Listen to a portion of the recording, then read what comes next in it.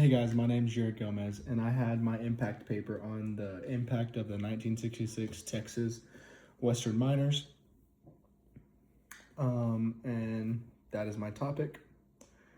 So, with the intro, basically going to go over how the Texas Western Miners basically shocked the world and kind of proved everybody wrong. They helped change the landscape and the environment of college basketball and helped shift everything racially to basically to the public and to the people basically to get over it and just like let everybody play or like let the best play.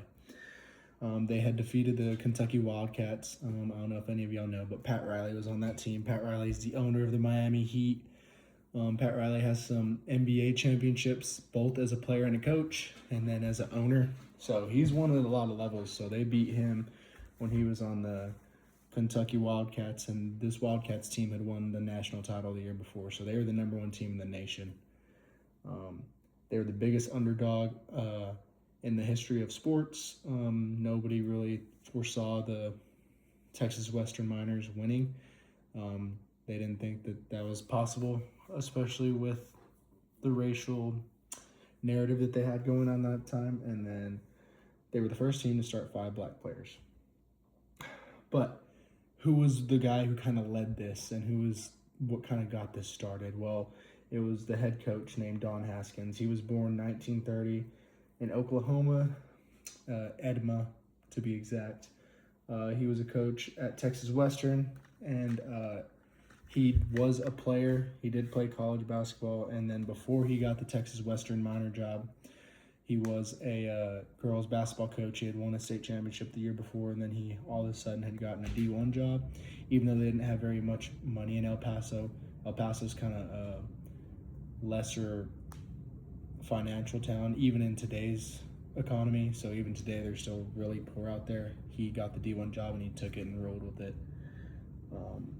He basically focused on the discipline and the teamwork and recruited overlooked players. I wouldn't even say, you can say overlooked, but it was just at a time in which people were just very ignorant, and the NCAA was ignorant. They didn't want college players to play, or black or African American players to play, and they felt that it was bad for the game, and it was just a lot of racism during that civil rights movement. If you watch the guys compared to the Wildcats, you can just tell that there's the talent's just there. Like, they're just refusing to look. I wouldn't even say overlooked. That's just my personal opinion. Like, I can see like an athlete who's talented like off bat. Like, it's not that hard. His coaching style focused on talent, not race, faced criticism. Basically, Don Haskins went with the intention to win. So the best way you can win is what? Play the best player on the floor. So Don Haskins went recruiting all across America. He went to recruit Indianapolis, Indiana, New York, and he got some guys. Basically, majority of his team was already, the players he recruited were all African American. He had returners that were from the team prior before, but they weren't that good, and he had about 5 returners. Like, one was Mexican, the rest were white guys. But he didn't view it as race. Like, he didn't view a black person as lesser than him. He just viewed that these guys were good players and we can win a championship. Like, it can be more than just only he can play, or only he's able to join this cause or this sport.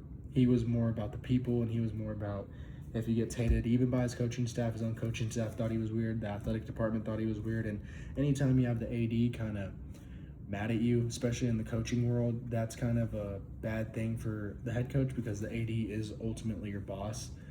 So, I mean, that was year 1, and he was making huge changes to his program and to the NCAA and like college basketball in general. And in my opinion, the only reason he didn't get in trouble, or the only reason he didn't like get fired year 1 or early on, was because Texas Western, they hadn't won anything. They weren't in North Carolina. They weren't a blue blood. So he was just kind of doing these things under the radar at a school in which he had free reign to.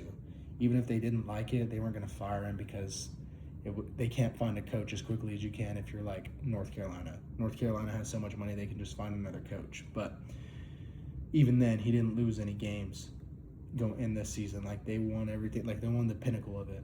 But you do have some instances, such as like the Chicago Bulls of '98, where Jerry Krause still fires his head coach Phil Jackson. So I feel like that point's pretty valid. Like, I feel like that point I made is pretty valid, because if he was at North Carolina and even if he went undefeated, they still might fire him because he went against the grain. That's my personal opinion. Like, take it how you want it, and don't grade my paper based on our disagreement, if you disagree or agree. Key players he had was Bobby Joe Hill. He was the leader on defense, and he was like the main leader that kind of helped these guys go from just playing regular hoops to feeling themselves, having a sense of swagger, and just playing ball, like really getting to the bucket, really having more creativity, because then it was more about 6 passes to a bucket, 8 passes to a bucket. Bobby Joe Hill was more of a fancy / flashy guy, which what we see in today's time is just wicked, but he was one of the guys that kind of had the ball handle and the IQ to take somebody off the dribble and have a little flair with his scoring. David Lattin was a big dog. David Lattin was a strong center, big guy. He was a rim protector, rebound, offensive tank, and he was the main thing that would get them going whenever they went on runs for momentum. Willie Worsley, point guard, New York City. Really just hard-nosed, just a hard-nosed guard that most coaches would want. Plays hard, plays heck of defense, and just really does whatever it takes to win. Like, he's going to give you all he's got. He's going to go for loose balls. He's going to take charges even though he's so small. Take care of the ball and just play the right way. A lot of these guys were overlooked by major schools, but at the time, nobody was recruiting very many African Americans. So the social context was in the 1960s. Civil rights movement, a little bit of the Martin Luther King era. Segregation still existed. All white teams common, limited opportunities. So this was at a time in which they were still rioting. People were still mad at the Miners for having an all-black team. They ruined their hotel. They bullied some of the guys at a restaurant. Like, it was just a bad time to be playing if you're an African American, but at the same time, these guys stayed resilient. And that is a huge social context, and that shows the embodiment in which Haskins instilled this to his team.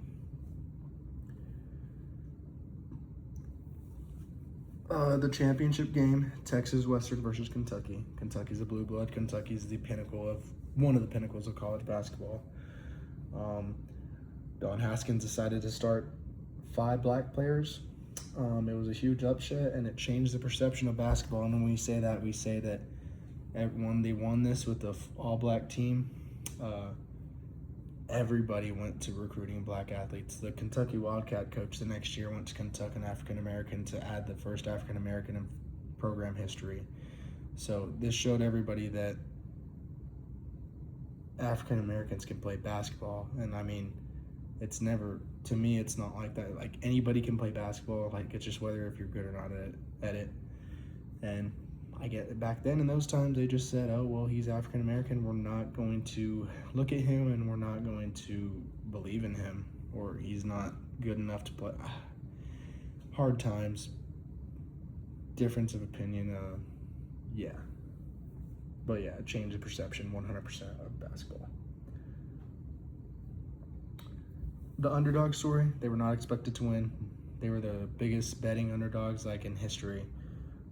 Kentucky was a powerhouse. Like I said, they had already won the national title the year before, and I'm pretty sure that coach had already won like 4 of them during that time. Haskins had a little bit of doubt because they were just so good, so well coached, so poised. They just had All-Americans all over the team, and they gave it all they got. The Miners came out with the dub. Haskins' mindset: did not recruit based on race, focused on ability, did not see color, built the best team possible. That's how it always should have been. That's how it should have been from like day one when we decided to play a sport or play a game. If you're the best, you're the best. I agree with his mindset 100%. If I ever decided to coach even an AAU team, I'm going to play the best players. If I have a player that isn't that good, and I'm going to have to tell him to find another team because I'm not going to play him much. Same thing in the college level, it's cutthroat. Even if you do commit, you're not guaranteed a spot. And even guys that I know have gotten to college and were told that they were going to get played day one, they were guys that didn't even come off the bench. They were just bench warmers. It's cutthroat. You best plays the best these days. At that time, that was his thinking as well. Didn't matter if you were blue, green, or orange. He was going to find the talent that could fit his team, could embody his mindset. Impact on sports, it forced integration, changed the recruiting, and then more diversity, opened opportunities for African Americans in general. Now African Americans are GMs, owners.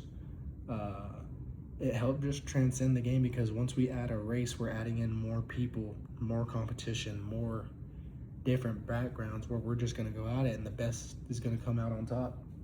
And that's how it always should have been. That's how sports is. Like, you always need to have the best on the best. And if he beats me, then he's just better than me for now.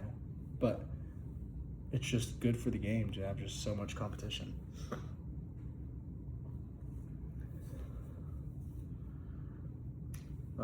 Impact on society, it aligned with civil rights, sports influence change, supported equality, and challenged the stereotypes.